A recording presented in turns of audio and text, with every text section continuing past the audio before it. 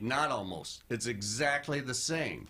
So when cops find out what little things they can get away with in and around the fringes of the law and what these prosecutors allow, because they do allow, these narcotics prosecutors for certain allow a lot of bullshit to get authorized and warrants arrested. Yep. That, you know, I remember, you know, as a detective, and I would send, say, a larceny case down to the Wayne County Prosecutor's Office, and sometimes I'd get a call back from them screaming, tell me, what the hell is this bullshit you sent me? You don't got shit for probable cause in here. I'm sending this back for further. You better do this, this, this, and this before you even think about sending it back to me. For larceny. Yeah. What about your drug cases? Drug cases, I didn't work narcotics. I didn't work part of a narcotics enforcement team, so I rarely, if ever, dealt with a narcotics prosecutor. From what I see in Michael's office, they authorize some bullshit. Search warrants, arrest warrants. We had one case in particular. May have been out here local. I went through that. When I first started in the office with Michael, he tasked me with going through this case, looking at it. And so I did that, and I looked at that case, and I sat down with Michael that next day. I said, where's the probable cause, Michael? I said, I'm not seeing it here. And this case went on for battle. We just finally got it dismissed this past year. This sucker was going on since 2013. We have another case been going on longer than that. We're battling with the Attorney General's office right now. Medical marijuana. Yeah. She was going to get rid of all those cases, as so we remember. Medical marijuana. We are still fighting those.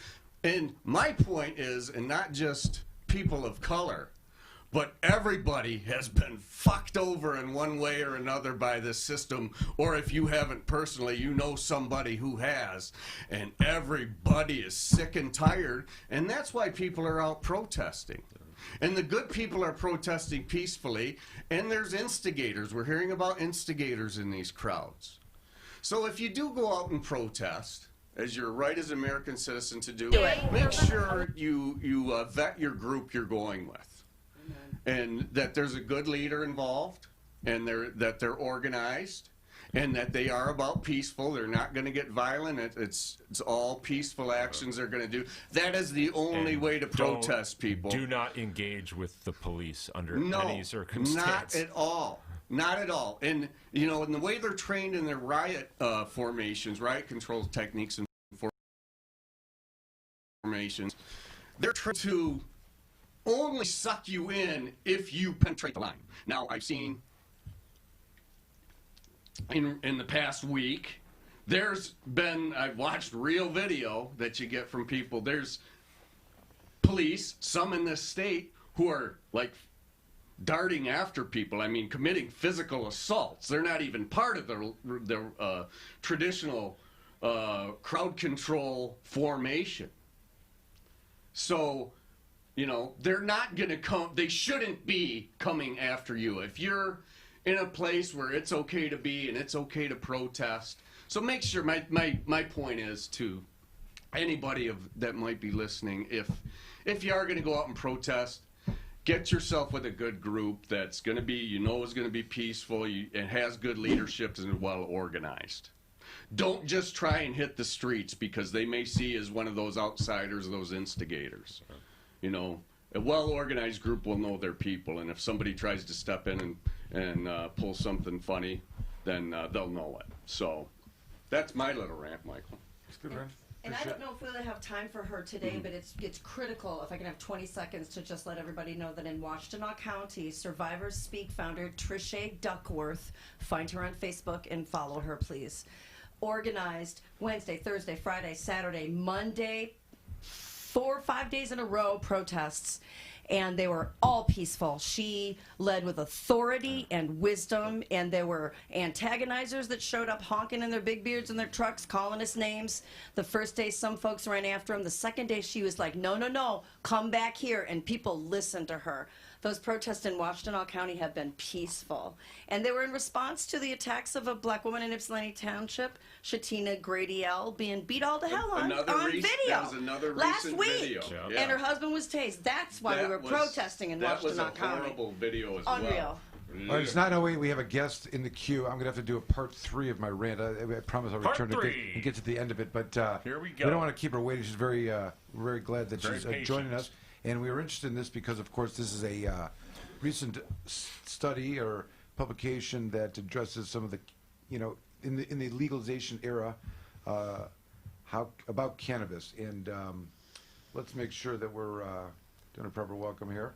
We want to welcome our guests in the queue from the Public Health Campaigns Can Do Better on Cannabis Harm Reduction from the University of Buffalo School of Public Health. Our special guest, Jessica Kruger, who's a clinical assistant and professor of community health and health behavior. Thanks for joining us tonight, if you can hear us. I'm excited to be here. Sounds like you're talking about some really passionate and important topics. Yeah, we all, I think, we many in here are activists and fighters of regarding cannabis prohibition for medical and also for legal, and there's a lot of parallels, I think, and if you've been in that fight, you see much of the circumstances, I think, that and the impact that the law enforcement has had in some of the tearing apart of these communities. But you want to let's make sure I want to make sure. So you were involved with the study, and you're the clinical assistant professor. Tell us what your involvement was with the study, if you would, please. So this study comes out of a line of research that we conduct with cannabis enthusiasts at Hash Bash. And we feel that Hash Bash is a great place to collect some of this really important information around cannabis users' perceptions, knowledge, and where people are getting information. And so from a public health standpoint, I think it's important to focus on what people know and what strategies they're using and how to promote healthful use of cannabis. Okay. So when you say, so the data that draws these conclusions is taken from interactions with people from Hash Bash? That's correct. And nowhere else? Just Hash Bash. Okay. We hope in the future to be able to go to other events, but this is one that's accessible and allows us to collect data. We actually collaborate with the organizers and share all of our information with them that we collect. And it's usually a talkative group too, right? Yeah, and it's great fun. It's always exciting to interact with people at Hash Bash, and always a great time to learn more about the emerging topics in the field. Right. So I know that there was some, I think the ultimate conclusion is that there's some criticism as to the way things are being done. There's some information and knowledge to be learned, and it's based upon the interactions with those individuals. But what's the baseline to which you're comparing it to? I know there was a reference to the length of time, for example, that somebody should wait 6 hours before driving, and I'm sure many of the people at Hash Bash said, if they were asked that question, they'd said, my car's parked over there and I'm getting it in 10 seconds. So how do you draw that particular, this isn't a cause, you're relying on correlations. No, that's a good question. But the question is about anything, like how were any of these things that are considered harms that need to be communicated better concluded to be a harm, in the first place? Most definitely. I think that's an important point to make. This comes out of a paper that was published in the American Journal of Public Health by Fisher et al. In 2017 that really did a literature review and identified some of these strategies to lower risk. When we talk about harm reduction, right, I'm not out here telling people to stop using. My main focus is how can we help you use safely? And I think that's... What is considered dangerous, and how was it concluded that something was dangerous in the first place to be able to think that there needs to be a reduction of harm from it? Yeah, so I think it would be inappropriate to consider it dangerous, right? I think when we talk about... What's a harm, then? A harm? If not dangerous, what's a harm? So you That's can not think dangerous. about it as ways to use a product safer, right? So we have studies that show that vaping, it can be safer than smoking a joint. So when we think about it, it's not a criticism in any way, shape, or form of Why does it need to be okay? All right. Mhm. What is safer than you're saying that vaping is safer than smoking? Yes. How do you know that? We have Or how do you know that research. cannabis vaping, like live rosin or something like that, that's just the pure cannabis plant that's been pressed and then put into a the vape, and smoking the flower?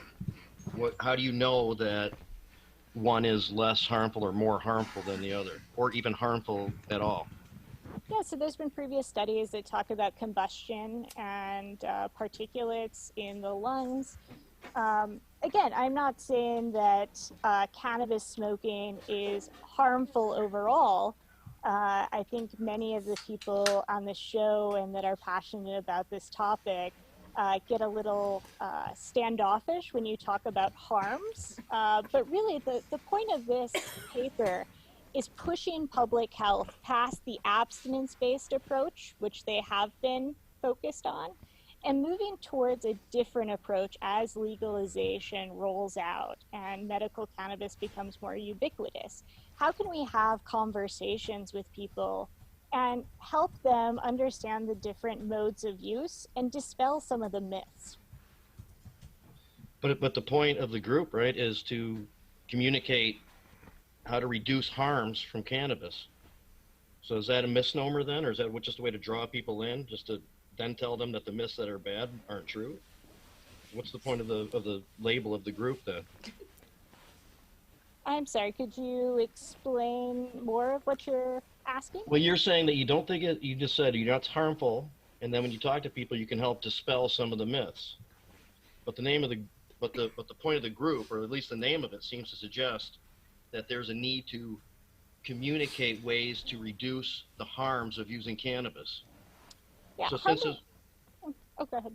no, so I'm just saying that. So is that a misnomer, kind of, or am I just misunderstanding the usage of harm?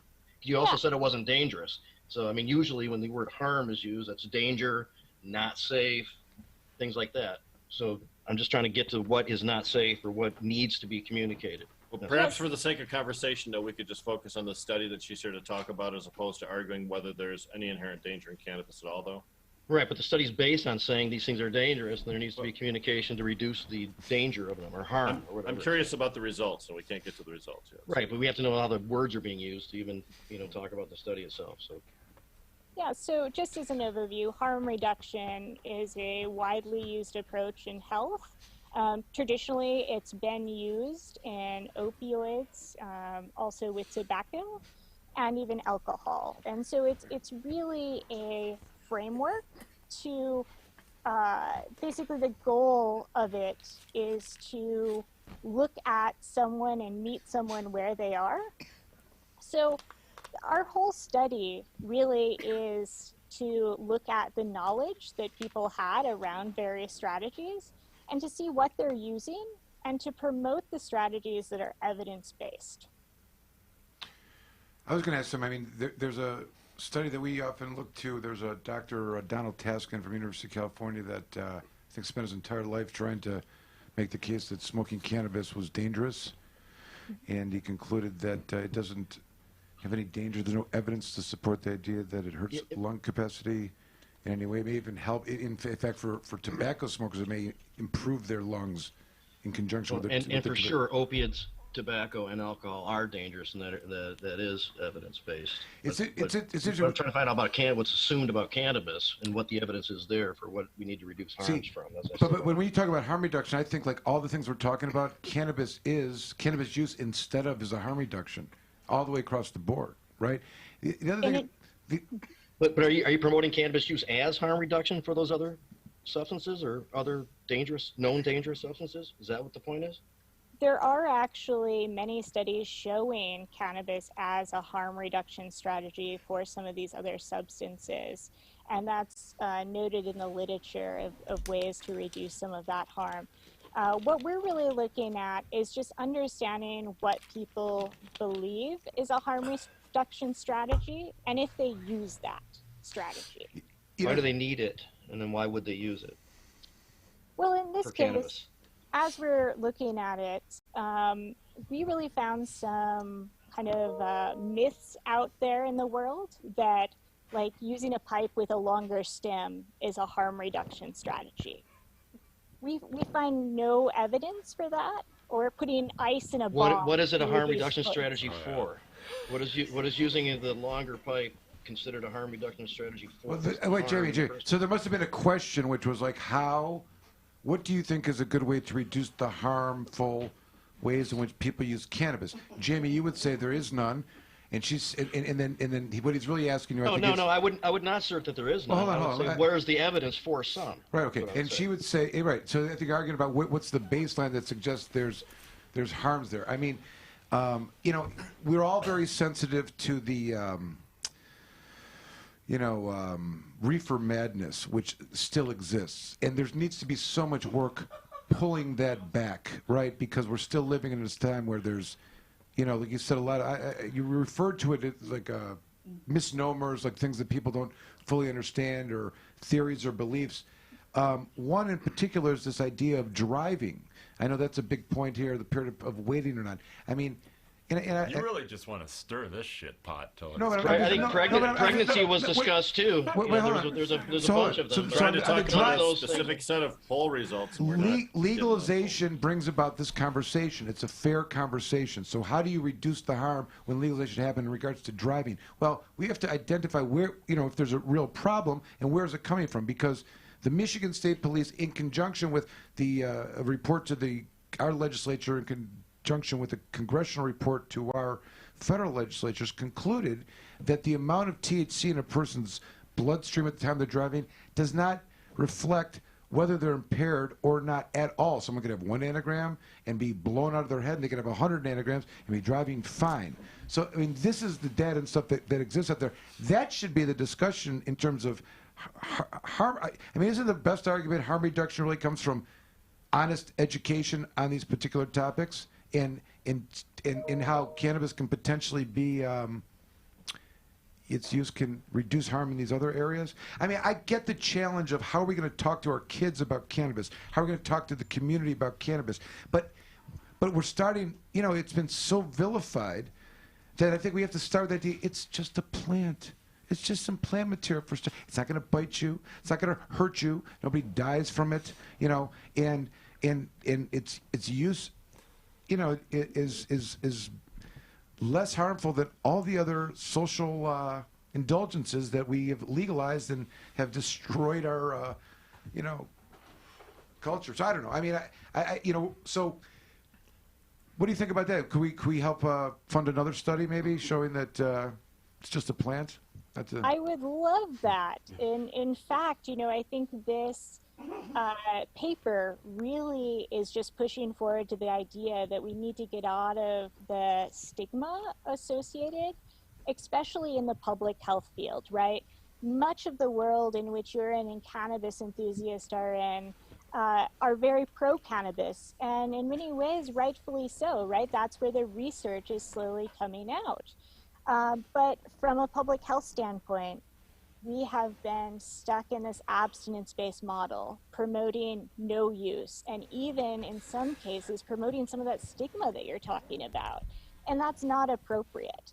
And so some things that are slowly emerging, such as the Responsibility Grows Here campaign in Colorado, are the first glimmers of hope around education and correct education around cannabis use. But in order to make some of these campaigns, we really need to know the baseline, right? We need to understand where people are and what they know so that we can build some of these campaigns and tailor them. I'm going to tell you, cannabis information and cannabis research, as you know, is very slow and emerging field.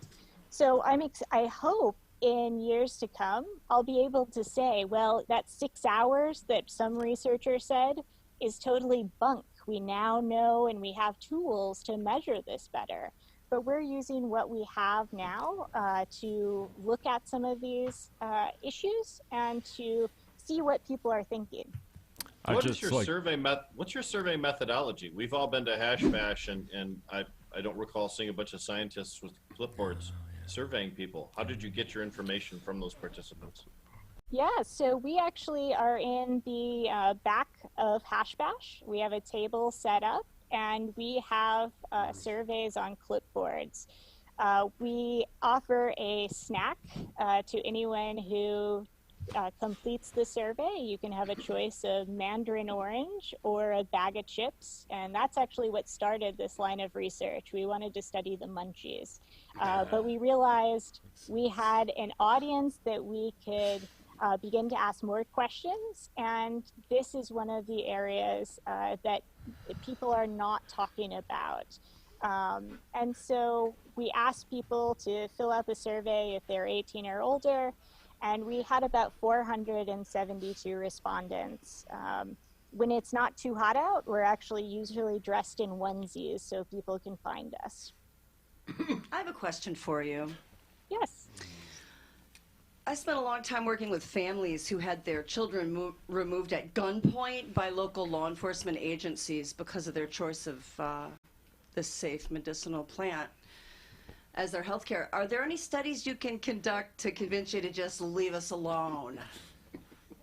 Honestly, it is a sincere question. It is a fair to just leave us the hell alone and figure out other folks to go study and take care of. And I don't mean to disrespect you in any way, but I really need to tell you that families are eviscerated by this kind of by all of this rhetoric that somehow the government is responsible for our children and for us, and that it's like this healthcare issue. So, what do you think about studies that could encourage people to, move along?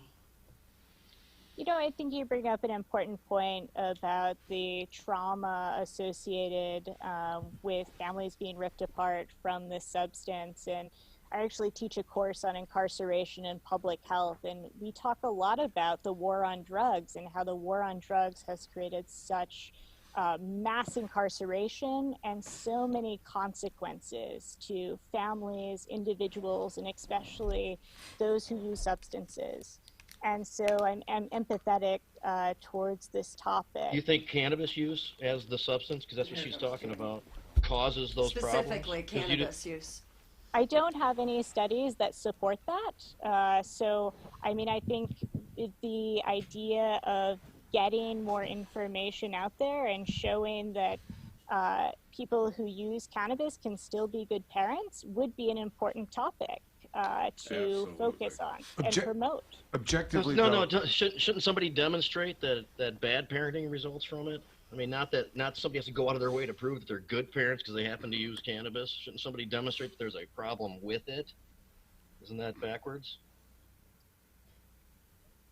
I'm not sure how you would how you'd want to prove bad parenting. I don't think an institution would allow you to demonstrate that. No, they do that though. They'll use the fact that somebody uses. This is a reality in many states, and it's for multiple reasons, one of which is the reefer madness of cannabis. The other one is that many of the child protective services, the state has subcontracted it to religious organizations, that their fundamental beliefs religiously are against cannabis, and it's those beliefs and or the fact that it's cannabis that result in removals or not placements of children in homes that there are cannabis users or medical marijuana patients or cannabis caregivers. Enthusiasts, as she likes to call Cannabis enthusiasts.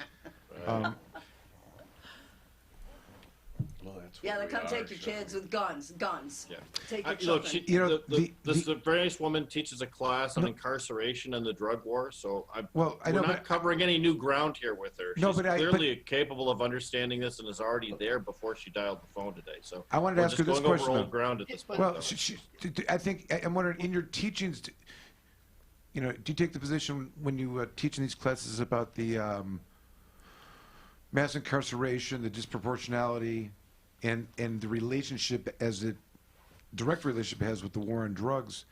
Do you is part of that conclusion the fault of the incarcerated because they're a user, or their use of the drug is what causes the incarceration? Is that part of the premise, or do you teach from the position of the war on drugs as a complete failure, that it is the war on drugs that results in this, and it's not working? These statistics nobody should be proud of. We had a 500% increase in the last 40 years, and the same amount of crimes are taking place. And very, very much so. This is a systematic problem, and the war on drugs is a failure. We really need to rethink what we're doing and the approach to this. It's destroyed so many lives, so many families, and disproportionately people of color. And so we need a different approach. What we're doing is not working. Well, legalization. My understanding is that your study is designed in order to provide information so that you can help cannabis users dispel some of the myths that they may have, some of the things that they may be doing to try and make what they perceive to be a more healthy experience.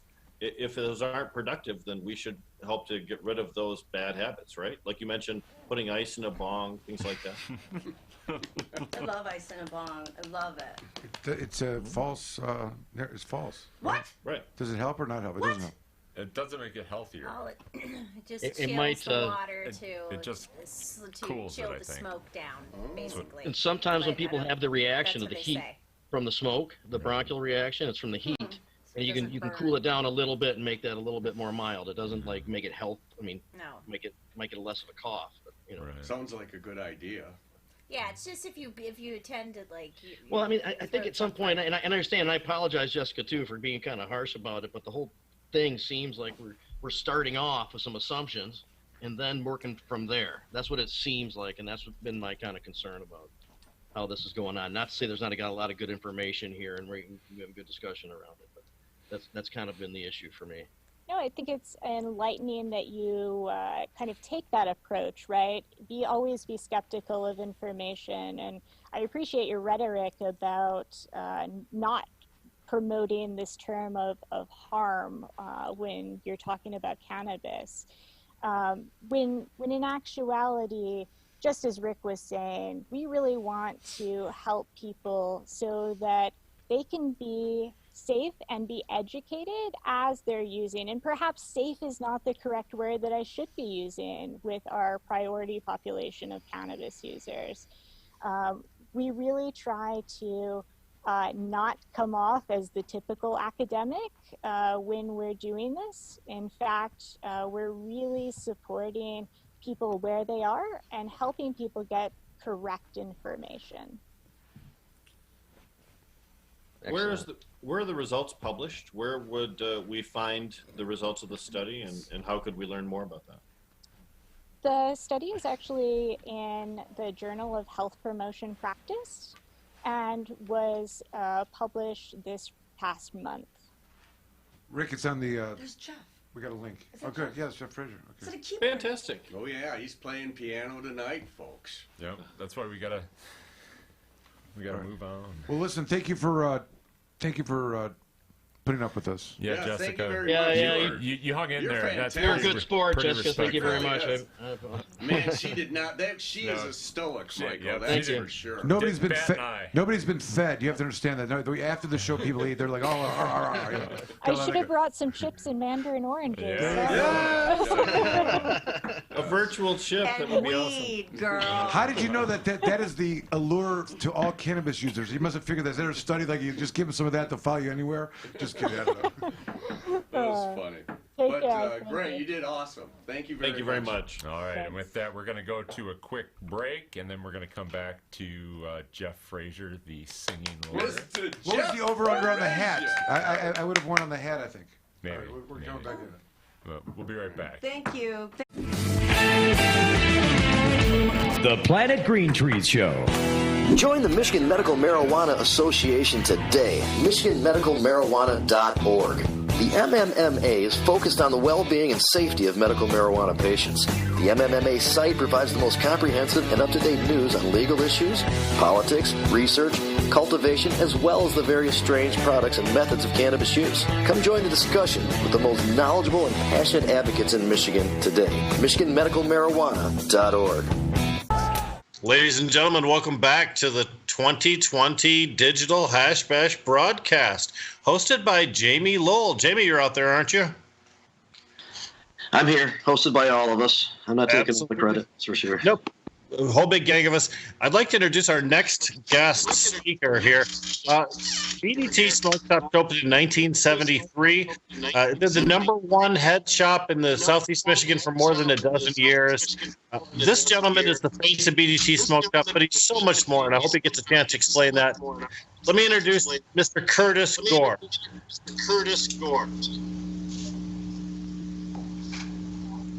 I hear a bit of an echo. Hey, Curtis. Locked up. My intro was so good, he didn't feel the need to stay around to say anything. Awesome! No, unfortunately, I don't know if you can hear me or not. Yes, we can, Curtis. Yay! Thank you. Oh, boy. Poor internet There he connection, is. I think. All right. Just as we thought things were going well. You're doing heard great. you in We the can see you background. and hear- I could hear the intro. We can hear you and see you. Keep going. Okay, wonderful. Well, it's a pleasure to be on our first ever virtual Hash Bash over Skype. This has been fantastic. I think it's time to have a little fun. Can you still see me? Mm-hmm. So there you go. We got something big going on in the background here. Kind of chilling things out here at the Hazel Park BDTs. Well, it's obviously been a tough time for all of us. But we're going to do our best getting through. You know, Curtis, it's difficult to know what is an essential service and what isn't. How's BDTs doing with this whole situation? Are you an essential service? Are you able to service customers? No, we are, all our stores are shut down right now. But fortunately, with our gas and chemical company, Bumblebee Gas and Extraction, we've been actually servicing the community by providing isopropyl alcohol and non-denatured alcohol and actually turning that into a sanitizer. And we're still... So awesome.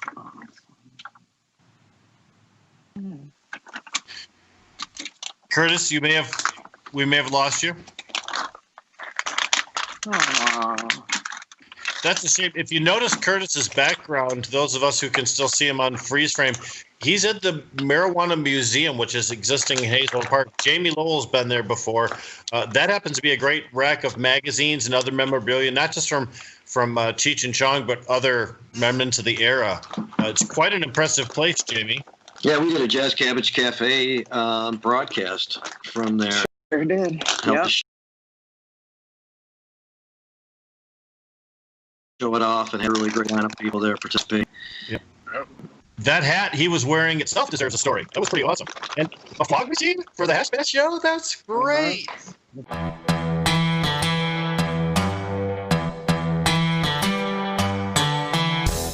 An important and historical farm crop in American agriculture is returned after having been classified as a controlled substance and illegal. On December 20th, 2018, the President signed the Farm Bill, also known as the Agriculture Improvement Act of 2018, into law. The signing of the act was great news for the hemp industry, which amended the definition of marijuana in the Federal Controlled Substances Act. Hemp is now defined as the plant, Cannabis sativa L, and any part of the plant, growing or not, with less than 0.3% THC concentration on a dry basis. The plant itself is no longer a controlled substance. Hemp is one of the most versatile plants on Earth. From clothing, fiber, paper, building materials, hempcrete, biofuels, CBD, and medical uses, it has been a part of America's industry for over 200 years. Even the United States Constitution was drafted on hemp paper. The time is now. If you're thinking of getting in the farming or processing of hemp, contact our global experts, legal, and consultation teams to make sure that you're on the right road when you venture into the new hemp industrial revolution. Michigan Hemp Industries has been a leader and advocate for the return of the hemp industry. So come be a part of the new revolution in agriculture in Michigan.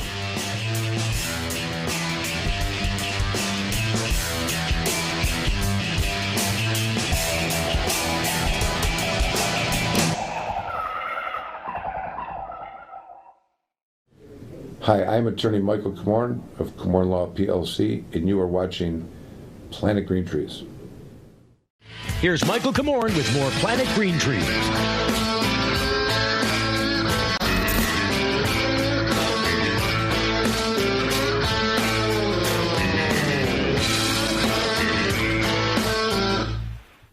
All right, we're back. We're back. Thanks for staying with us. We're live in the bunker. And even though we're here all the way in Austin, Texas, somewhere over the rainbow, let's just call it. Yeah. The man in black over there, I see him. Sport his musical energy. Our dear friend Jeff Fraser. What's going on, Jeff Fraser? Say hello. Jeff Fraser. Hello, everybody. How you doing? Hello, Charmy. Hello, Jeff.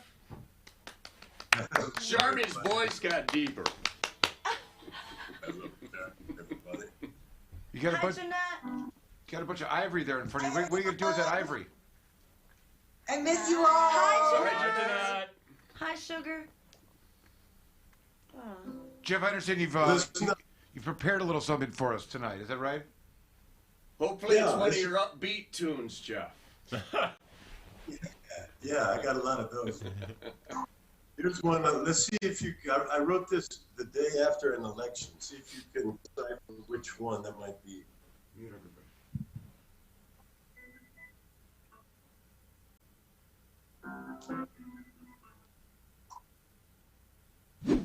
I woke up today, I heard them say, somebody's building a wall. To round up the riff and keep out the wrath, make us all safe overall. To serve and protect from the Mexican menace, it'll be 20 feet tall. I'm thinking about heading out west of the Rockies or somewhere south of the wall. People are pissed, they're making a list of all of the Muslims in town. They're taking away our right to be gay, keeping it down. Freedom and fame, it's a video game out in the Pleasantville Mall. Won't you come with me out west of the Rockies or somewhere south of the wall?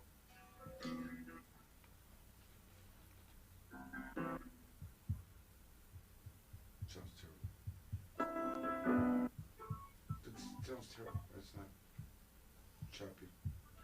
Yeah, it's breaking. Cutting out.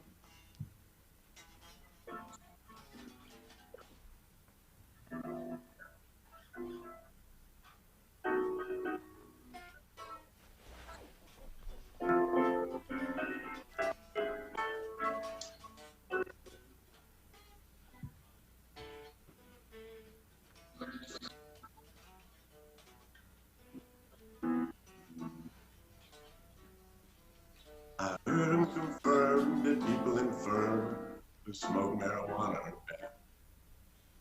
We'll throw them in jail, deny them their bail, and keep all the money they have. And use it to build an edification, neatly dividing us all. Won't you come with me out west of the Rockies or somewhere south of the wall? Maybe they'll bury me west of the Rockies or somewhere south of the wall.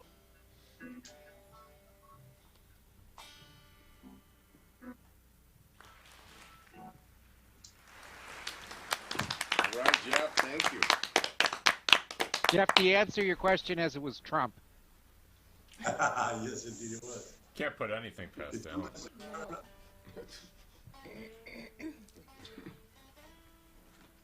Is the volume all right? It's breaking up a little bit. Turn it up if you can. Yeah, turn it up.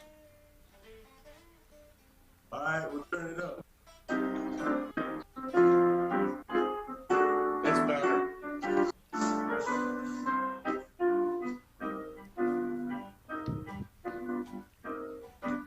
It's jungle out there. It's all drag confusion everywhere. Look at Alan.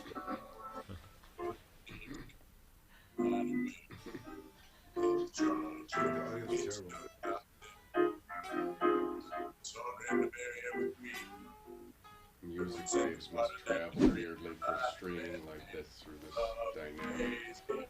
You can say it because Yeah, it doesn't sound very good. Not that Jeff doesn't, but it's just the connection.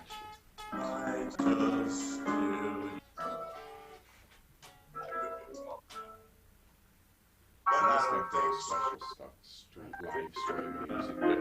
Unless they have special equipment to do it good.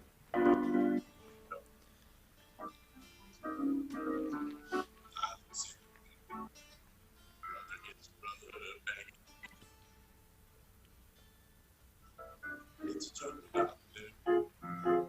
It's jungle in here too. You got them tapping on your phone, the microphone, camera, and everything you do. Call it paranoia, as the saying goes. Even paranoid's in the mood. The Planet Green Trees Show. Join the Michigan Medical Marijuana Association today. MichiganMedicalMarijuana.org. The MMMA is focused on the well-being and safety of medical marijuana patients. The MMMA site provides the most comprehensive and up-to-date news on legal issues, politics, research, cultivation, as well as the various strange products and methods of cannabis use. Come join the discussion with the most knowledgeable and passionate advocates in Michigan today. MichiganMedicalMarijuana.org. Ladies and gentlemen, welcome back to the 2020 Digital Hash Bash broadcast, hosted by Jamie Lowell. Jamie, you're out there, aren't you? I'm here, hosted by all of us. I'm not taking Absolutely. the credit, that's for sure. Nope.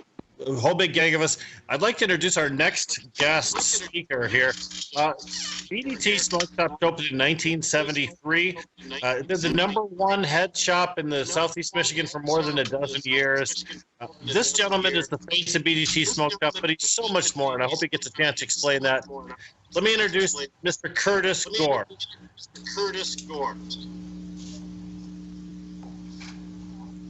I hear a bit of an echo.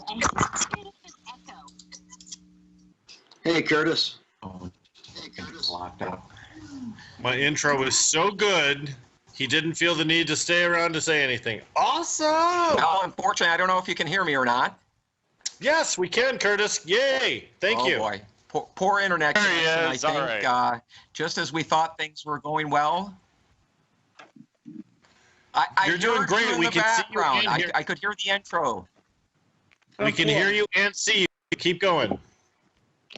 Okay, wonderful. Well, it's a pleasure to be on our first ever virtual Hash Bash over Skype. This has been fantastic. I think it's time to have a little fun. Can you still see me?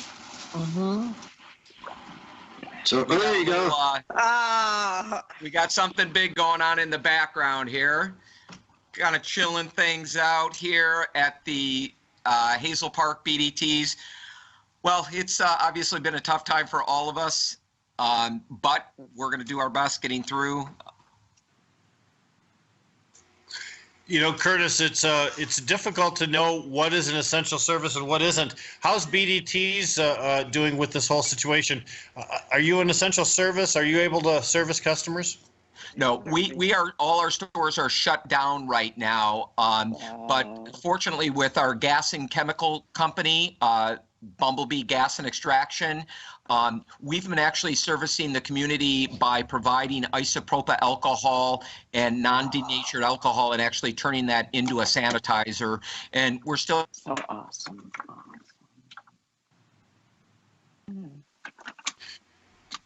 Curtis, we may have lost you. Aww. That's a shame. If you notice Curtis's background, those of us who can still see him on freeze frame, he's at the Marijuana Museum, which is existing in Hazel Park. Jamie Lowell's been there before. That happens to be a great rack of magazines and other memorabilia, not just from Cheech and Chong, but other remnants of the era. It's quite an impressive place, Jamie. Yeah, we did a Jazz Cabbage Cafe broadcast from there. Sure did. Helped to show it off and had a really great lineup of people there participating. Yeah. That hat he was wearing itself deserves a story. That was pretty awesome. And a fog machine for the Hash Bash show? That's great.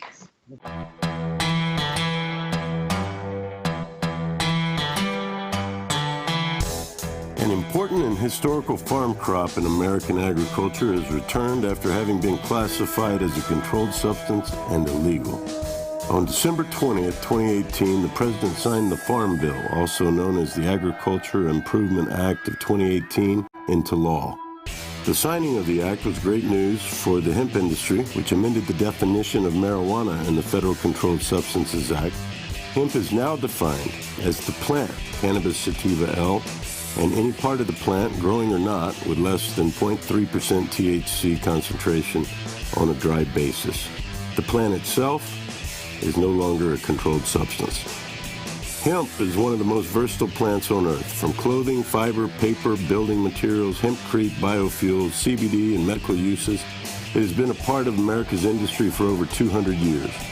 Even the United States Constitution was drafted on hemp paper.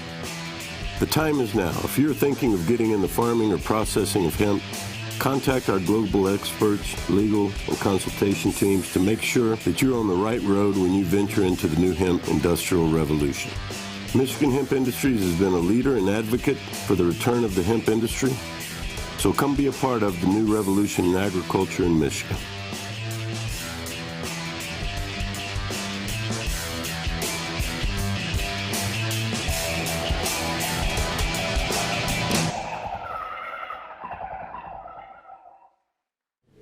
Hi, I'm attorney Michael Komorn of Komorn Law PLC, and you are watching Planet Green Trees.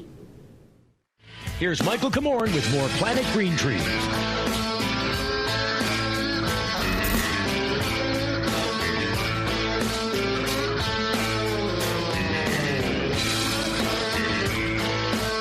Look at Jamie now. What is he doing? Oh, we're back. Thanks for staying with us. What are we doing now? Jimmy. I don't know. I was trying to figure out what Jamie was doing. I'm sorry, I was getting the dog off the porch so it wouldn't bark and upset all the neighbors. I see. Jamie, you were great in that segment. You were. You really took one for the team there. And I think she responded well. She said she'd be using maybe different descriptions. Yeah, that's concerning important. cannabis. You Yeah. know, the way you communicate things is very important. Very, very important, because certain languages and things imply fun or making fun of, maybe related to a myth, can be offensive to some people. So in the article, they had the stuff that Michael was talking about, the 6 hours. They had like pregnancy, driving, and a bunch of just assumptions these things are bad with cannabis. That's how they went into that study. Obviously, they didn't look at the Jamaica study, did they? Well, there was just recently a review of a lot of the studies, and no cognitive issues with prenatal use or whatever. I don't have it right in front of me. I could look it up. But there was just another confirmation on that whole thing recently. See if I can find it. Yeah. We are live now. We're back from the break. The ancient Yes, we are. Israelites. So, you got any news, Rick? The article I was just talking about with you, is, if you want to hear it. Okay. Is, Oh, yes. no evidence prenatal cannabis exposure causes cognitive impairment, finds major review. This was in the last couple of weeks. Source, Jamie. Yeah, I'd have to go through it. Hurry. I just looked Please, this up. hurry. God damn it, fine, Jamie. forget it. The researchers Kidding, are Jamie. affiliated with Columbia University, New York Psychiatry Institute, and Swinburne University in Australia. Good old Swinburne. Examine the results New York of multiple studies that looked at how prenatal cannabis use affected children's cognitive functions compared to children not exposed to cannabis in utero. In utero. We've known that the literature doesn't support that myth for a long time. Remember the debunked New Zealand study that showed cannabis costs people 8 IQ points, which was then debunked because it didn't account for socioeconomic factors or genetic possibilities. when it made its assumption, and even the scientists involved in that backed off of it after they saw how the right-wing media was trying to use it against us. I'm not sure if the tests are reliable enough to have an 8-point difference have some kind of really significant meaning from taking it as a kid and then taking it many years later as an adult. You know, it's interesting. I think her perspective, albeit trying to be academic in every way, you know, enjoying the debate, so to speak, the marketplace of ideas as they're being discussed. She came into it, I think we would all agree, with a unequivocal bias. Like the premise, I mean, you know, if she started from the position that of society's biases. Yeah. And a better argument, Cannabis causes harm. Well, the better argument would have been, you know, from a perception standpoint, what are some things that, I don't know, you know, that would make it more acceptable as a norm? You know, what are some things that if they were standardized and people understood, you know, maybe that's it. I don't know. I mean, I don't know. I mean, I can't. It's hard to. I was just, you know. Well, I think what it illustrates, because she had no ill intent. But she had an inherent. She thought she was doing us a solid. Yeah.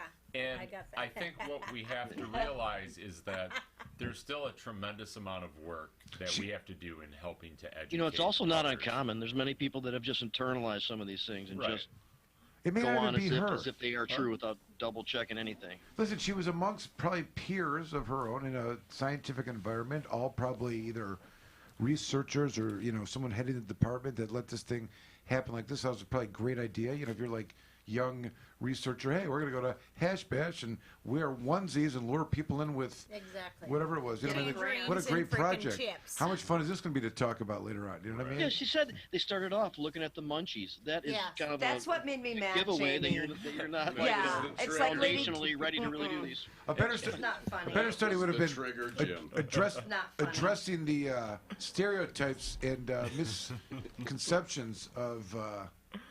That's what I'm saying, though. We're not there yet.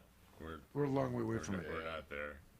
So who invited this guest then? I mean, if you read the study it was based on, and if you knew that it was not something you agreed with, who invited? We did. You want to know why, Rick? I'll tell you why. Ready? Because Jamie has been a little bit cooped up for a while. We brought the study up and we were talking about it. He said, "Get her on. I need a release. I'm going to take her apart." And then I got the text of her, which is like, "Back off, Mike. She's mine." And it was it. And that's why we did it. I mean, let's be honest.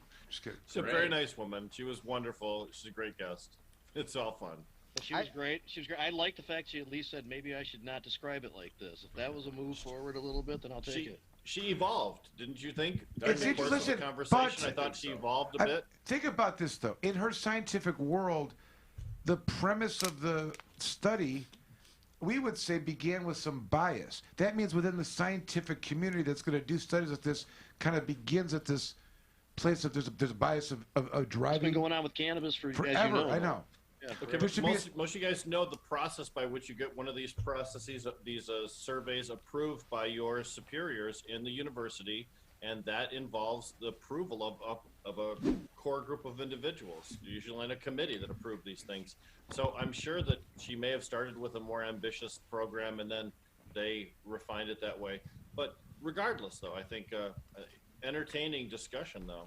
And really, we covered a lot of ground as far as the different areas in which, you know, the mythology of cannabis harm has been exposed and the way it's manifested. Child Protective Services was a big one. That's so underestimated as far as its damage on our society. Oh, God, awful. Another reason to deschedule. So there's no longer connected to the criminal code. But take it away from Bethany Christian Services because they won't do what the state says. They want to go by their own religious code that's not shared by all of the citizenry. You can't be paid by the people if you're not going to service all the people equally. What the hell? So there's lots of reform areas. Like I was thinking about what comparison would this study have been meaningful? It's obviously, you know, we all took issue with it, but let's say it was ways to reduce public perception or of harms of cigarette use. What would they say? You know, I mean, put aside that you shouldn't smoke because it could, you know, potentially cause. She once brought up, well, we did this for opiates and tobacco and alcohol too, so you know. Yeah, so that's another problem. Right? Associating it with those things, they're demonstrably dangerous for sure. Right. But what would be the other than not using them and using them responsibly? What other things would you say? They're you know, if they're legal. Well, and if she'd done any You know what I'm saying? research, there's so much material out there about harm reduction and marijuana, especially regarding your children. There are so many guides that I know of from Drug Policy Alliance, from all kinds of other harm reduction organizations. But I'm saying for like cigarettes, what's the harm reduction if you're you just don't smoke around kids and make sure you have an ashtray, less cigarettes. You know what I'm saying? Yeah, less. Don't. I mean, whatever it is. Like, what is the? Don't. I'm saying, like, longer stem on your pipe, and compare it to the, I Those don't know. nicotine vapes without the vitamin E oil in it seem to help people reduce the amount of smoke that they have to use sometimes. That would be like She was actually advocating till vaping was more. Was a harm reduction. Yeah, but she didn't say how she knew that. cannabis. She just said that it was without any reason.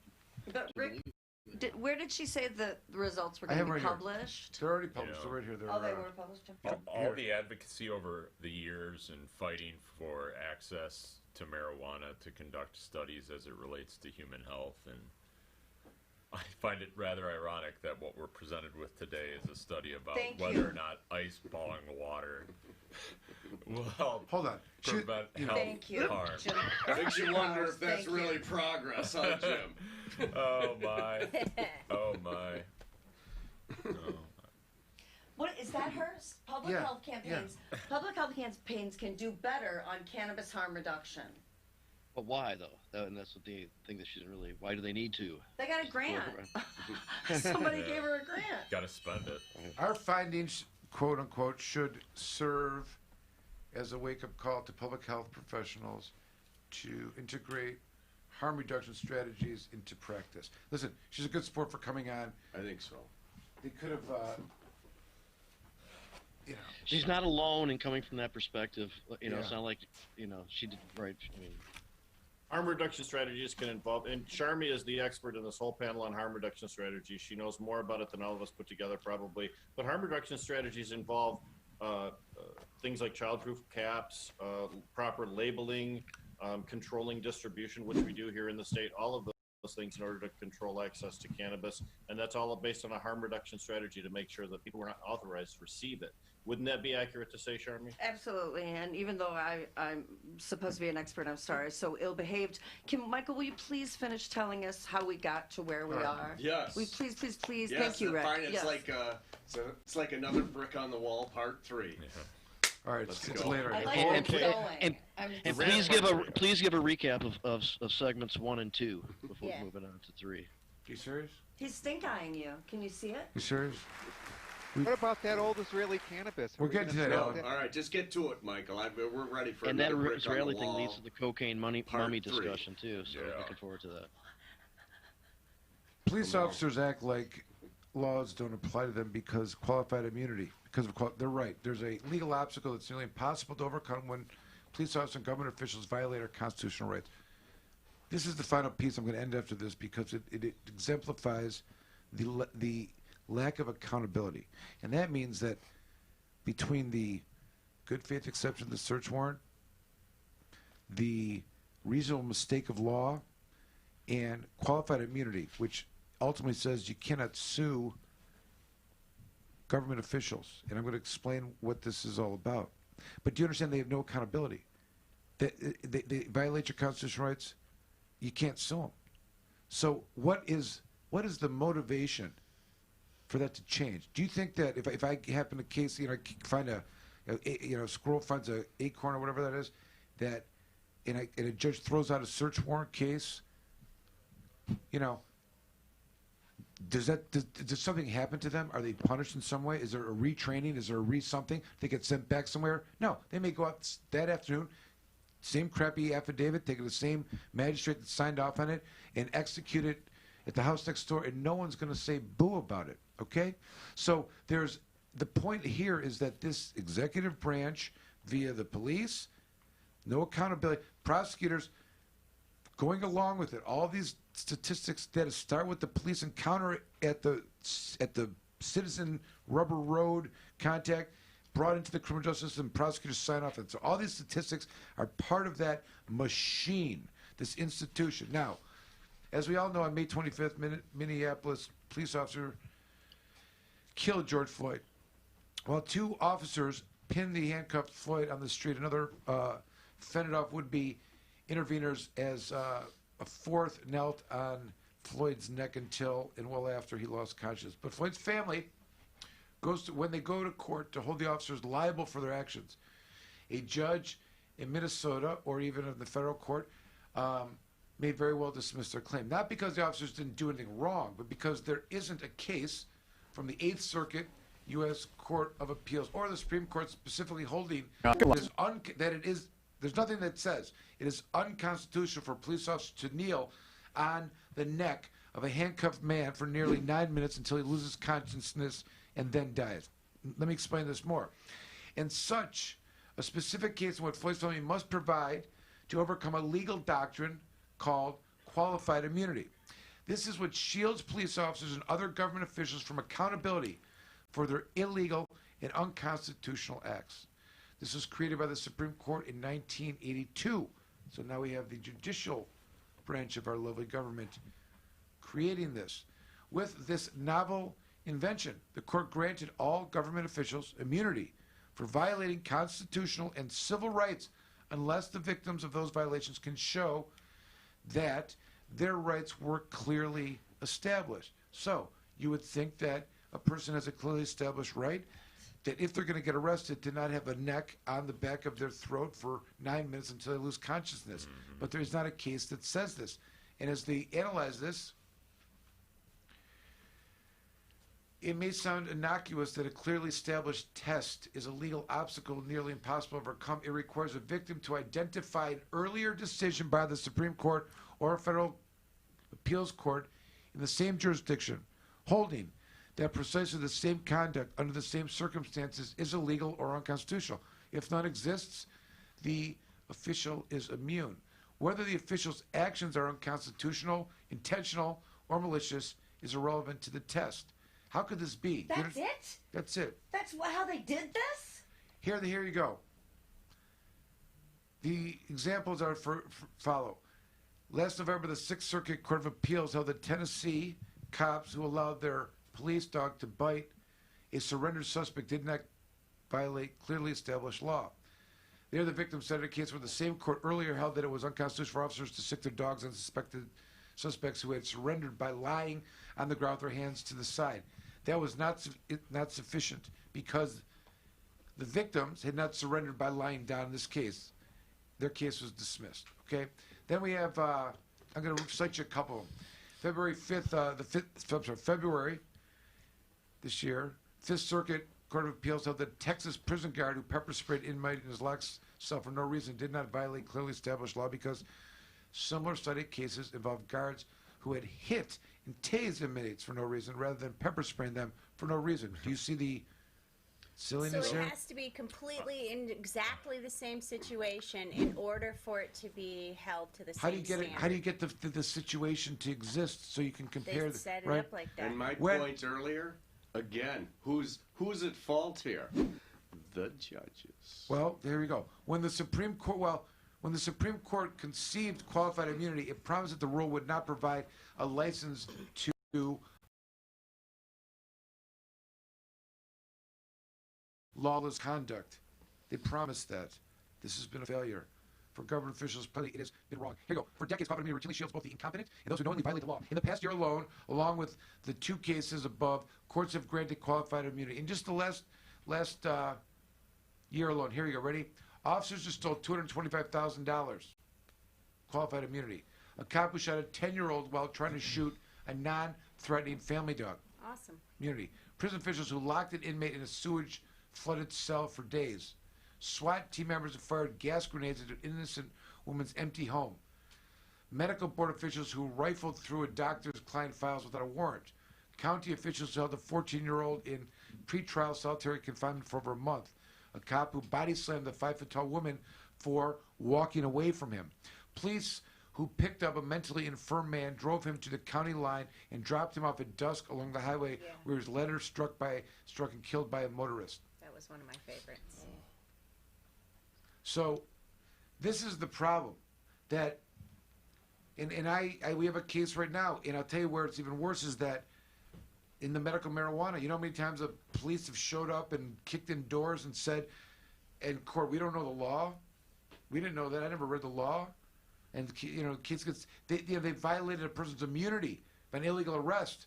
Illegal clearly protected constitutional right to be free from illegal arrests, but it's marijuana, not legal in federal court. Very difficult hurdle to overcome. People say, they violated my rights. Yeah, they did, but it's very difficult to prevail. Now, what I'm saying, with all that being said, you see the ridiculousness here. How can this be? How could it even be that they would not be somehow civilly liable to the family of George Floyd, right?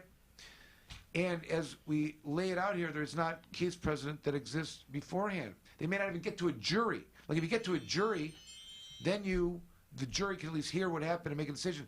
The law prevents that case from even being heard by the jury in what's known as a summary disposition ruling. Now, the solution is simple. It can be done by the legislature who make the laws. It can be done by there's no reason for the court to do it other than because they're wrong. They don't sua sponte. Usually the Supreme Court doesn't overrule themselves. But it would have a tremendous impact on the executive branch and the way they do things. I don't care what anyone says. You can look and listen and hear what everyone is saying. It's fluff. It's have faith. We got to look at ourselves. We got to figure it out. We got to work together. We got to come kumbaya. 1992, Malice Green. Nothing's changed. They've insulated themselves. There's no liability. The Supreme Court promised us that the governmental immunity would not be a license to lawless conduct for government officials. They were wrong. And we have this clear answer, which is if you remove the government immunity and the officers are responsible and accountable for civil, at the minimum, civil penalties. This isn't about the money. I'm talking about civil damages for illegal arrests, for illegal search warrants, violations of people's constitutional rights, all the way across the board. Forfeiture, excessive fines associated with that.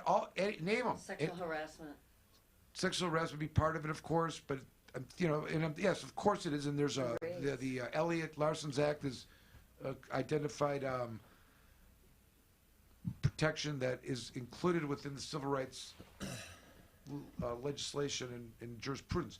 But if you go down that line of whatever those constitute, violate your Fifth Amendment rights, Sixth Amendment rights, Fourth Amendment rights, Second Amendment rights, First Amendment rights, if the police do that to you, they should be held financially accountable. The police departments. And why do I say this? Because the dynamic of what we're dealing with is that the police aren't writing checks to citizens. They're not accountable. They're in the business of collecting money from the citizens, okay? So this is what will change it. If the hiring department knows that there's potential liability, financial liability to the city, they're not only going to hire the right people without incentives, as Dana Nessel would claim they need, they would train them properly. They themselves would be accountable. They would be more in oversight of and empathetic to the circumstances, and they would probably engage less.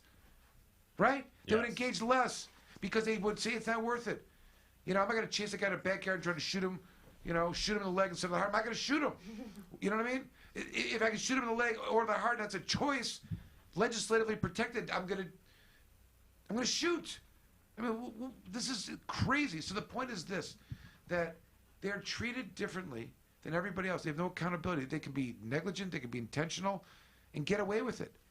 And this is not the way that it should be. And we've seen a pattern that has been racially motivated.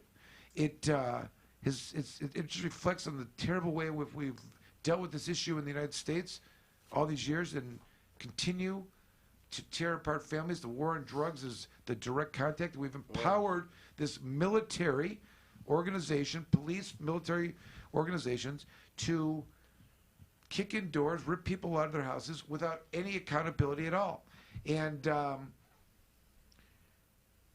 there should, and if and only if we pull the police officers and the job that they're doing into a light where they are transparent and accountable, it's the only way to change this. It's the only way to change this, because because here you go. The reason why this is so problematic, the reason why people are going crazy in the streets is because our institution, our courts, our executive branch have been racist. The data shows it, okay? So if you can eliminate that, this 500% increase in arrests in the last 40 years, if you can take that out, you can't repair it right now, but let's say we went back 40 years and that didn't exist. We wouldn't be at this breaking point right now. If you took out the racism that is inherent in it's class and socioeconomic issues as well, I would put that in the same kind of category here, but that is who's being gobbled up in the system, and there is no accountability. Now, if it stopped now and people didn't have to worry about the police without any accountability harassing them, tearing up their neighborhoods, whatever they're going to do, picking on them, policing those neighborhoods, if they didn't have to worry about it, it would be a tremendous change in the dynamics of what the problem is right now. If they just had to deal with their racist neighbor, they'd probably be okay. You know what I mean? And if they needed to call the police because the racist neighbor was coming on their property and threatening them, and the police showed up and did something about it instead of arresting them, they would be okay with that. It's not that, though. See, they cannot rely on this institution of lawfulness because they're... What? You don't call the cops. There's no trust. There's no faith. So you have this inherent us against them. They're not policing a neighborhood. There's no neighborhood policing. It's the military. They got these, and it's all driven by what? What is it driven by? We know that it's the war on drugs has been driven by forfeiture proceeds. But now, and here's the real problem. This is why this is not even on the discussion, because every one of these cities, towns, and villages is broke. They have no money. The economy is shot. It's going to be worse than it is now.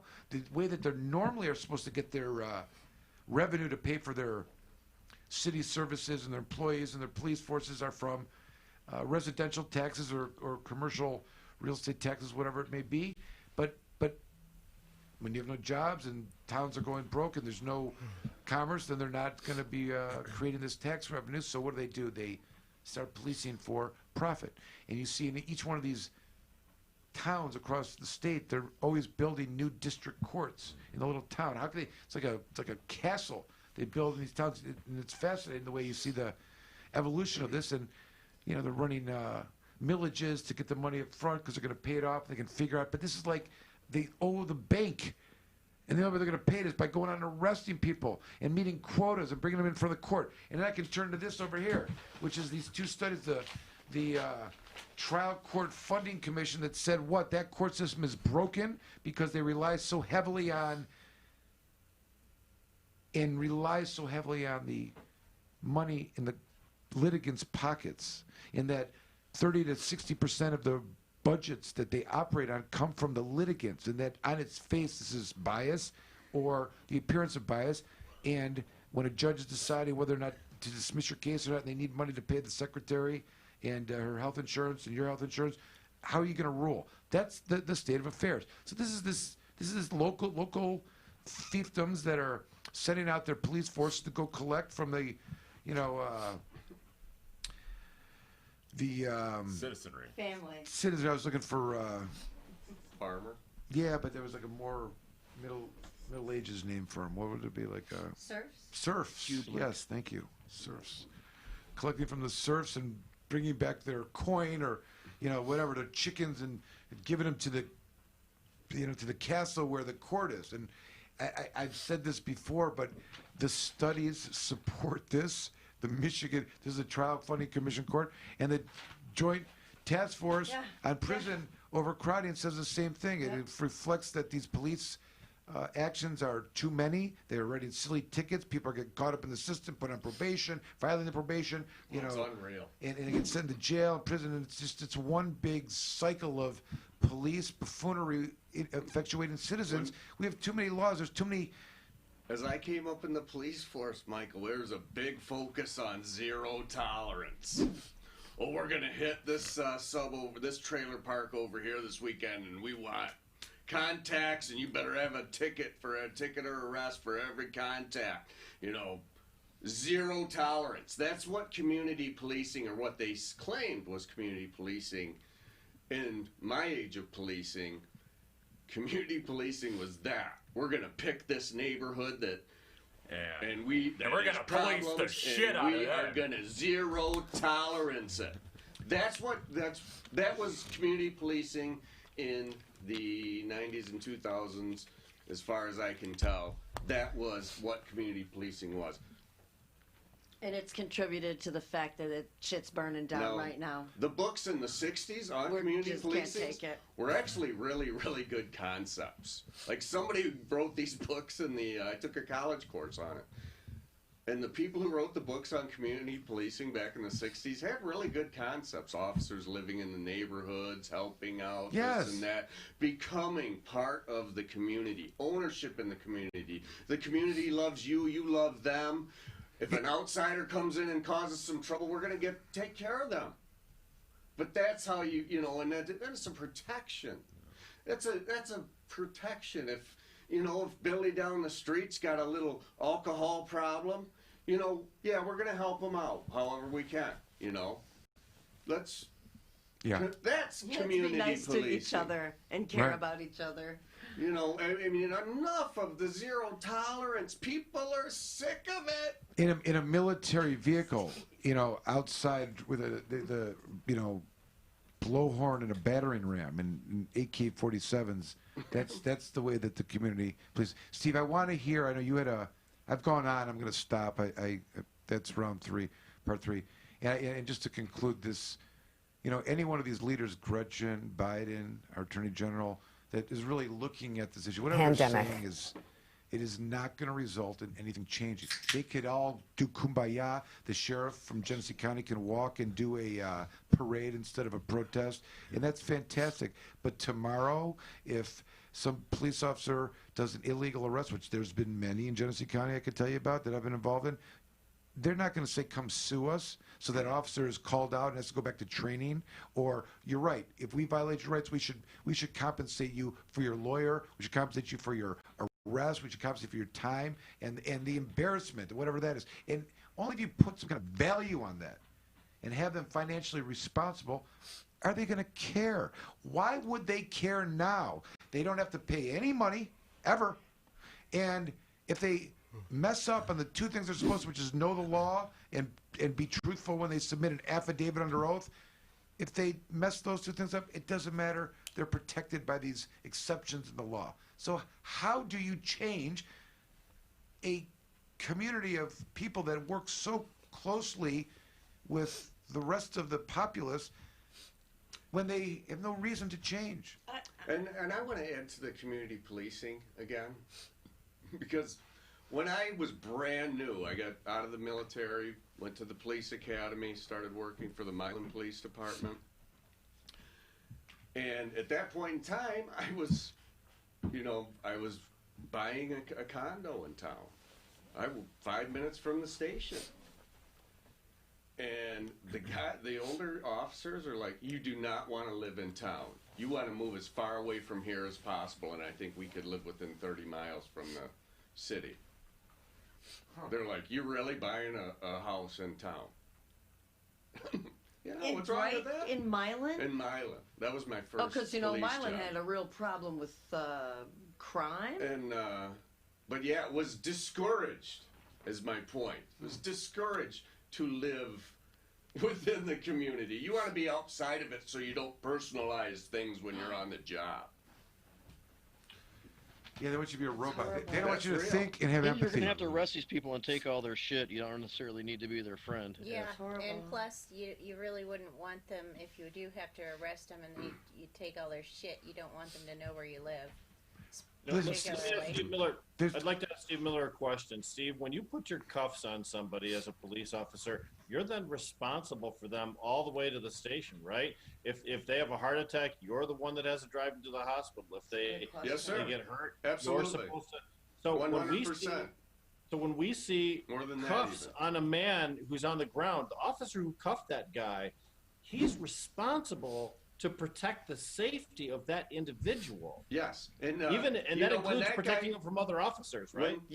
When that guy is cuffed, when the perp is cuffed, and you have them cuffed, you get them on their back as soon as possible.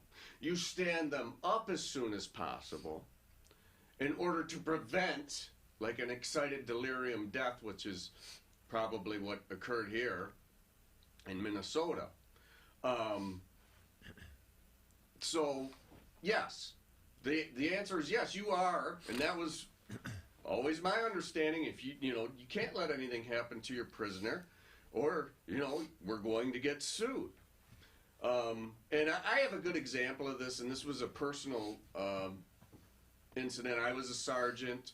My friend was one of the officers on the shift. We came up together. We were good friends, and now I was his supervisor. And he had arrested a drunk guy on the street for drunk driving. It was a good arrest. The guy was a little bit, kind of wanting to fight on the street, and the officer involved handled the guy very well. Got him in cuffs, got him in control, put him in the car, put him in a seatbelt, and we got to the station to do the breathalyzer. And the guy was a bit belligerent of a drunk. If you can believe that, Jim. Sometimes drunks are belligerent. Don't believe it. Anyhow, he kept standing up and was waddling all over the place, and the officer was trying to get control of him, and through all that, and the officer started to give him a takedown, and the guy's head caught the corner of a square, hard form like a top, counter, and split the guy's head open. We took the guy to the hospital, or called the fire department to come over and immediate treated, did everything right, and but I had to write him up because that prisoner was injured in his custody. That was his responsibility. And although I know that officer in this situation I sat there and watched it, had no intent, he did not intend to in any way strike that but that was just a write-up, subject, internal write-up. That was went an into his internal file. write-up, yes. He may or may not have been disciplined. Yes, he was disciplined on the matter. We had a hearing, and he was found responsible, and I think he got a written reprimand. He may have gotten a day off. I'm not sure on what the outcome was, but he got something for that. Okay. And but that's that was my issue. I mean, I knew that had to happen, but I knew there was not the intent there.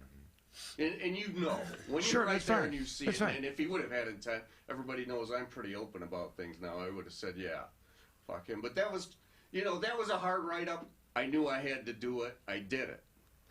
Then it was in the chief's hands at the thing. Yeah, but you know how many people don't do that?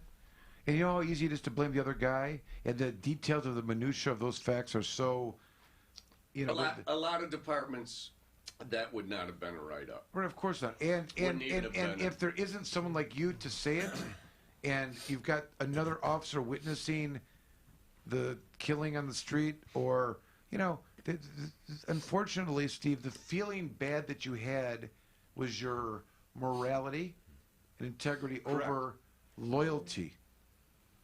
You know what I mean? And not everyone is like that. Wow. You can't teach morality. Loyalty is, desired by everybody. And people can find loyalty to a team in that agency, right? In that institution. Oh, yeah, absolutely. So you had a couple interesting suggestions. We talked a little about them earlier. I know Sharmi's probably chomping at the bit to talk too. I want to get some Let thoughts on this. Sharmi jump No. in. Oh, good, I've good, talked good. a lot. No, good. Oh, okay.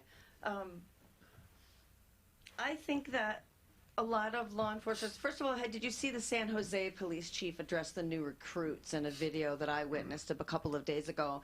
And he came in and he was like, when you arrest criminals, and I expect you to arrest criminals on the job, we treat them with respect because of our job and our position. And and that's a law enforcement approach initially with a group of young recruits.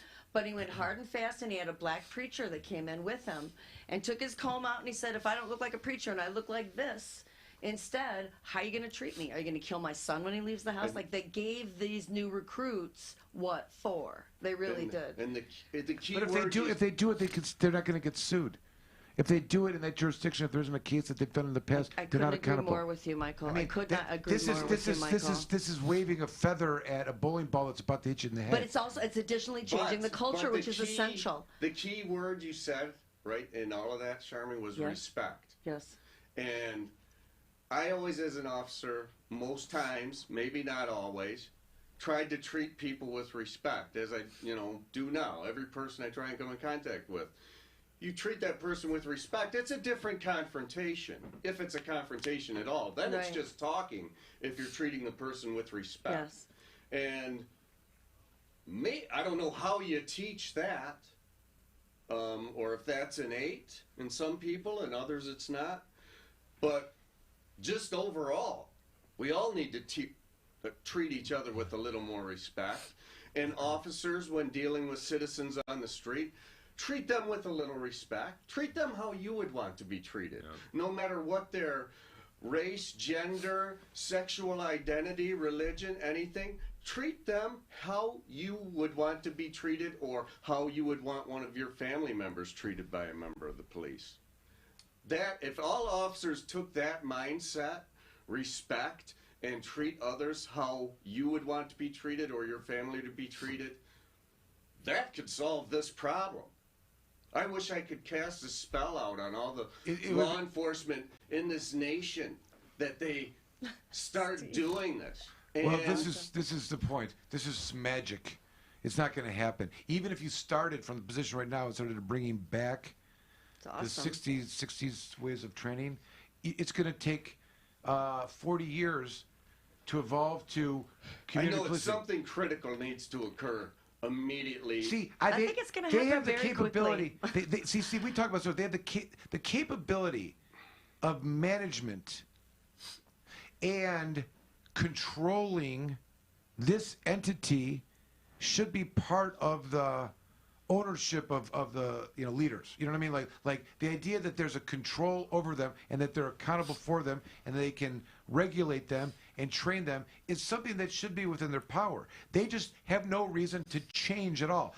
I'm saying put a checkbook to their head, and let them know that, they're, I'm not saying, I don't know what other way to incentivize them.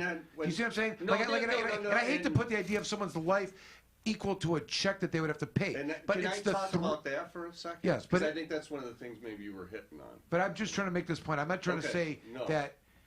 And I'm just saying because they don't have any liability, they can do whatever they want to do. What's that? It's time to go? Okay. You tired? Okay. Right. Fine. We can take that one. I can talk about that one in a month. If Liability insurance. Let's talk about Law Enforcement Action Partnership's recent release of their suggestion for transforming policing.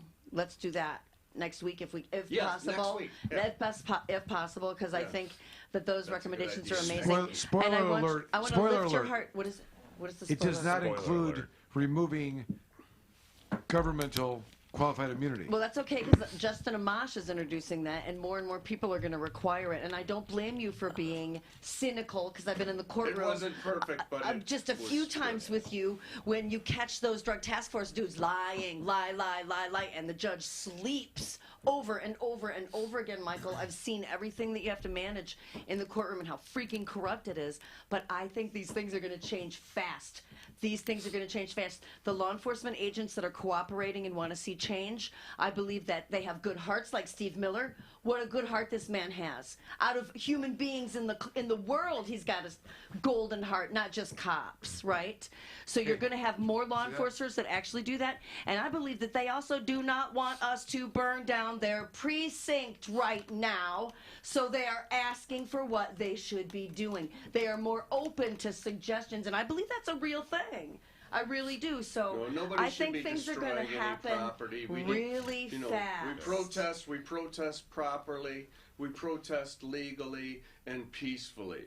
We do, but there are other individuals that are not doing that right now. And I believe the police are frightened on some level. I really do, and I don't blame them. They burned down the precinct that dude was from in Minneapolis. But I need to say this. I watched the live stream Wednesday night when the protests first began, 2, 3 o'clock in the morning. There was a white dude, all in black, dumped a bunch of, what are those flat wooden things that you stack things on? What are they called? Pallets. Dumped a bunch of pallets in a truck, lined those pallets up on the boundary thing to the precinct, lit it, and left. I saw that. He was a white guy. Yeah.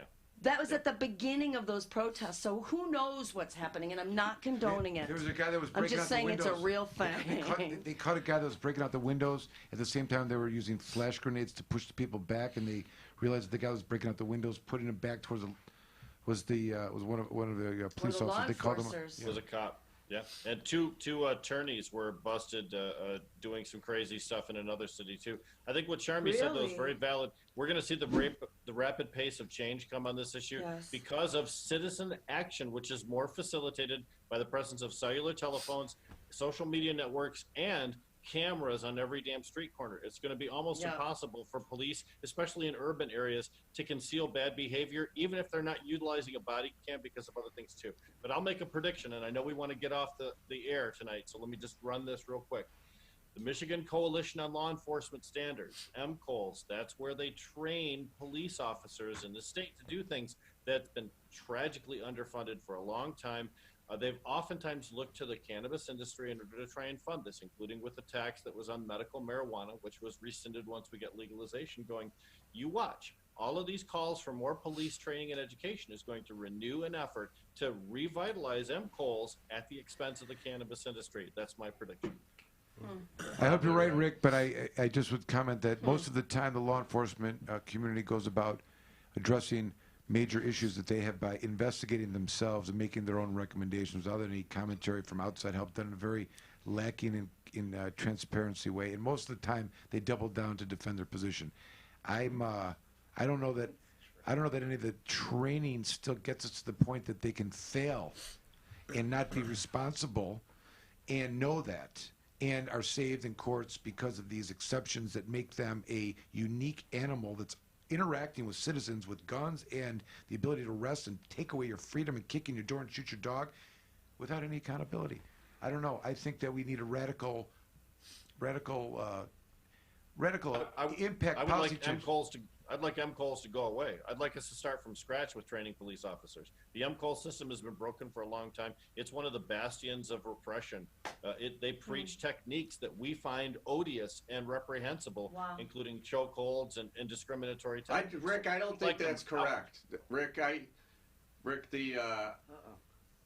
was a use of force instructor, and we taught PPCT defensive tactics. I don't believe, unless they've changed it, we ever taught chokeholds. I can tell you only what I saw at the Flint demonstrations. I marched in Flint, and I was at a demonstration too. That was what I heard from the crowd. It's certainly not the most authoritative place, but if you have a different experience, then we'll go with what you got, because it's far more reliable than my source from the crowd at the Flint rally. And like I say, unless MCOLS has changed from when I went back through, they required every officer to go through this PPCT pressure point style system of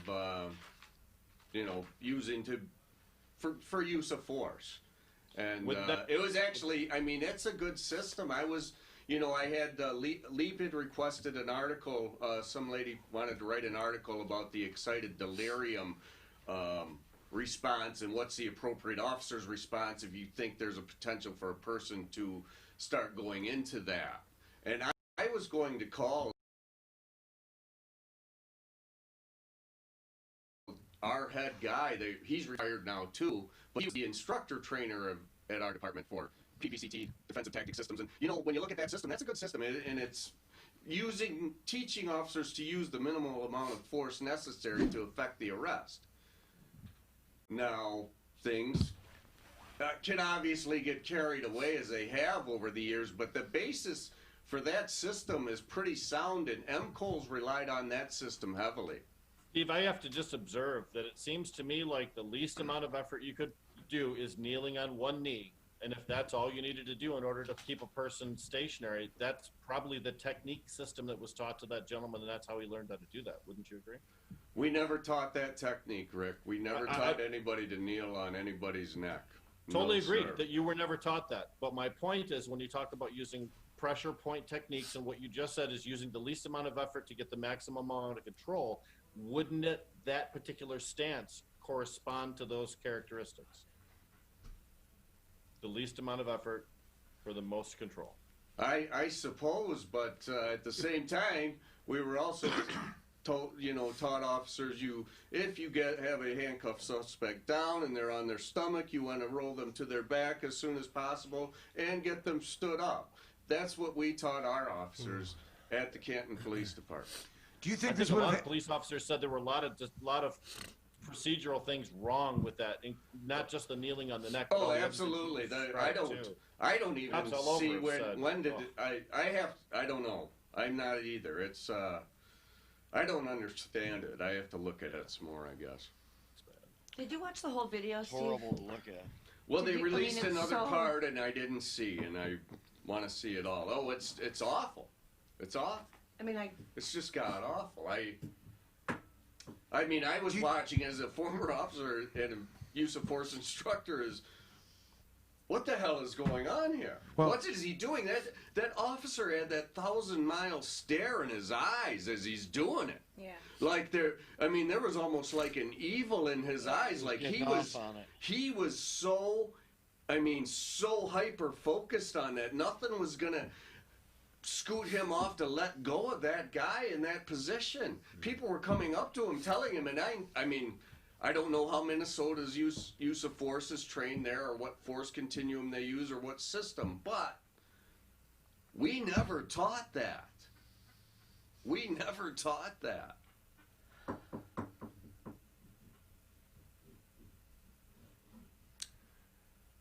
But for the video, nothing would have happened. The officers would not have reported the other evil actor, and they would have maintained a position that it was in self-defense and necessary to restrain. Absolutely. So I don't know if that's a training thing that can be overcome. That's a just deep-rooted dishonesty in its simplest form. Listen, I gave the benefit of the doubt to the officers that are coming in. The idea is that there needs to be less policing, number one. Yes, absolutely. There needs to be less of this 1,000,000%. nonsense of citizens being in prison and being tied to the criminal justice system. I remember there's a statistic. It wasn't just that the number of people were on probation in Wayne County, but certain judges had like 25% of the population or 10% of the population of people in certain communities on probation to them. And knew this, from popular side. You know what I mean? It's insane, and that can only happen from the executive branch and its policies of interacting with citizens, using their discretion in what neighborhoods they want to, and enforce those laws, and take and pick up who they choose to, and by their own intention. And it may be pressure from higher above, but this is the way it goes, and we have this institutional machine that has now been going for 40 years born out of racism admitted by and out of the Nixon White House, totally related to the war on drugs, and these are the inherent social issues that remain after the legalization of marijuana. These are the consequences. This is what it is all about, and I'm saying to you that the war on drugs had losers. The losers were these people that have been torn apart. They're the victims of it. But the real losers are the law enforcement community. It has not worked. They've brutalized. They've, as I said, monopolized violence. The only way to get out of this is to change in a significant way and make them, not give them the go and do whatever you want, but instead now you're responsible. And we're going to be watching you and you're subject to it, so you're going to be on guard. And they're going to have to figure out how to behave better. And let them train about that with that hanging over their head. With accountability hanging over their head. Because otherwise they're not. And Steve, they're all about their budget, right? They're getting money out of their training. And it's we came to as The I mo- the remember money coming drives up it. with government, is we came to this move to that we need to start running our government agencies like big business. I had one of our chiefs actually said that one time. You know, his wife was in banking and big business, so maybe he was a little jealous of her. And he said that we need to start at a staff meeting when we need to start running this place like big business. And there was this push for that. And then you had like Rick Snyder and Donald Trump coming into office. And, you know, as I was coming up through my master's program in political science, you know, public administration, and we were talking about how, I lost my train of thought. Public administration. Public administration. Yeah.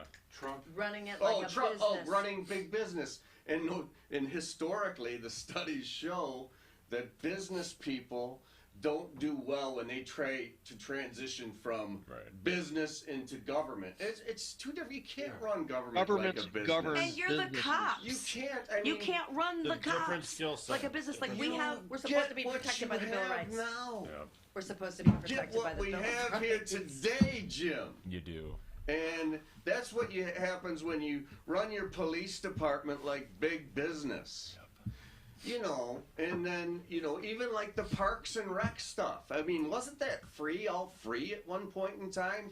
God, now you have these exclusive health clubs going up in townships, and you got to pay membership fees and everything, and it's like, yeah, we're running this sucker like a business. We're going to have this big carnival here. We know it brings trouble into town, but it brings a lot of money, too. We're going to keep filling these coffers.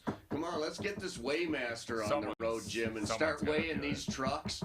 Yeah. Then we're going to start writing these overweight tickets that are $10,000 tickets. I like it. No mud flaps. I like it. I get a solution. Go get the rapists and leave us alone. That's what happens when you start giving out this idea that you got to run government like big business. Yep. Let government be government, let business be business, and let's try and mesh it mildly so there's the least amount of government intrusion into our lives and our businesses as possible. Amen. And with that, we are out of time. Out of time. He's a stickler for time, Jim. I am. Michael is a stickler. He is. He's 45 minutes late, so not much of a stick. Always on time. We love you, Hey, you Michael. better leave Michael alone. We love Okay. Michael. We're loving it. Good show. Michael, the reason I was coughing so much tonight was I smoked all that old cannabis from Israel. Oh, It was Alan's so kinda pissed. dry. Alan hung out because there's a story. Next week, really Alan, good. Next week. It was Alan, really good. I'll tell you The what. stuff they Since put into the ceramic pots in the tomb. Alan, why'd you do this? I'm going to Nice. sign you Remember that? something. I know you got nothing. I know you're free with your time, and That's you don't- exact sound. you got a lot right? of time on your hands. Why And you do like when I people ask you use to. cannabis Why as don't you do a whole ceremony report on a lot of cannabis in the time? Bible, cannabisum, and we can back. correlate it back to the. And report back. All right, Yeah. that's all, Alan. You No do doubt those you are do the good pretend to be the parts of the Rasta Bible, rabbi. Jim. Why don't you delve into that? Do a little Yeah. Old Testament, New Testament research for us, okay? I like Good. it. All And I right. want footnotes and I want artifacts. I mean, like legal artifacts, not. I Footnotes smoked and the artifact. Okay. Smoke the artifacts. Alan already did the research. Now you just have to summarize your results. There wasn't any mold that I tasted. It's good to know. Good All night, right. everybody. Good show. Good night, Good Michael. show. Bye, Wrapping it up. everyone. Good stuff. Thanks for listening. See you next time. Good night, you Night, guys. everybody. And that's a wrap. The Planet Green Trees Show. Join the Michigan Medical Marijuana Association today. MichiganMedicalMarijuana.org.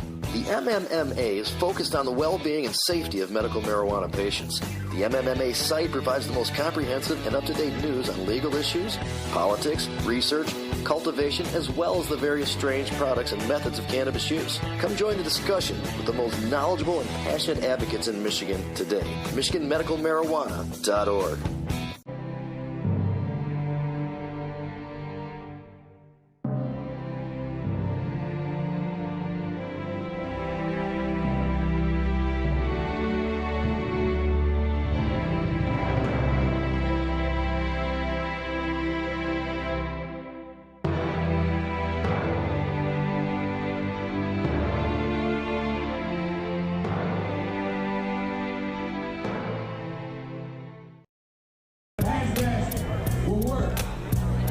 take a photo. Social media is where this is at. Next year this should be 10 times as big. Post your photo. Next thing, if you got a joint, now's the time to pull it out. Hey, welcome back. I was digging those tunes. I was jamming. Really, if I wore underwear, I would throw them on stage, but I don't wear any underwear. We'll come back to that. But anyway, I had someone really awesome to introduce you guys to. He is basically going to be the first ever virtual dancing and, the tunes coming out with the cannabis plants.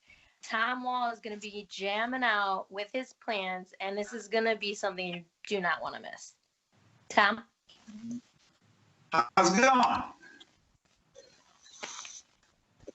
So, hopefully, can you guys hear me well? Yep.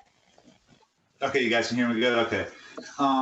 So, what I'll do is I'll just start off giving a little bit of an explanation on the technology that I'm going to use to perform this. But this device takes two electrodes, one that hooks up to the leaf of the plant, and then one that hooks up to the root. And the one that hooks up to the root looks just like a spike like that. And it goes down in the roots. And through the two, what happens is it can register the electromagnetic fluctuations between the two, and it basically makes a wave pattern. Through that wave pattern, assign musical notes per size of the wave, allowing it to generate music.